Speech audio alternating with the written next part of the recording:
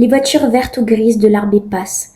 Il sonne à chaque porte et demande s'il y a des juifs dans la maison. Si oui, toute la famille doit les suivre immédiatement. Sinon, ils poursuivent leur chemin. Personne ne peut se soustraire à son sort, à moins de se cacher. Personne n'est épargné. Vieillard, enfant, bébé, femme enceinte, malade, tout est entraîné dans ce voyage vers la mort. Vous avez été touché par cet extrait, il provient d'un journal intime. Le ministre du gouvernement néerlandais a fait une annonce à la radio. Il disait qu'il voulait publier des journaux intimes qui ont été écrits durant la Seconde Guerre mondiale, sous l'occupation allemande. Cela a attiré la curiosité d'une jeune fille juive. Elle a tenu son journal pendant 2 ans, le temps de sa clandestinité, dans l'annexe du bureau de son père à Amsterdam. Il s'agit d'une adolescente de 13 ans, prénommée Anne Frank. Elle y partage sa vie, mais aussi le contexte historique dans lequel elle vit. Elle évoque sa famille, son père Otto Frank, sa mère Edith Frank et sa sœur Margot Frank, mais aussi les autres clandestins de l'annexe. Albert Dussel et la famille Van Damme, Peter et ses parents Herman et Petronella. Anne est une adolescente pleine de vie qui, à première vue, semble heureuse et aimée.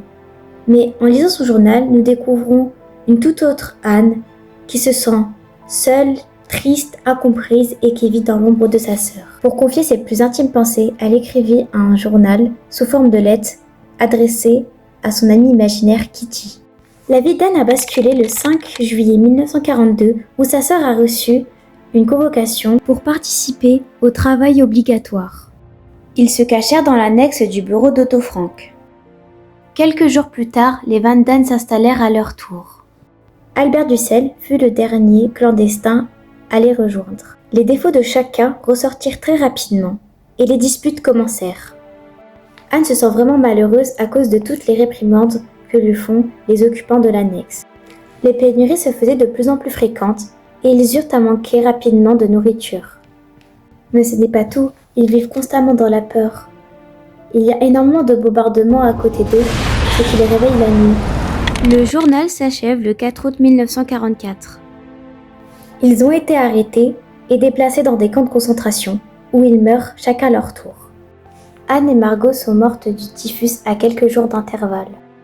C'est Meb Diz, une personne extérieure qui a aidé les clandestins à survivre, qui a trouvé le journal et qui l'a donné à Otto Frank afin qu'il le publie et respecte les volontés de la jeune fille. Ce que j'ai vraiment aimé dans ce livre est qu'il est bouleversant. Anne est une adolescente qui, par les événements, l'ont forcée à devenir mature.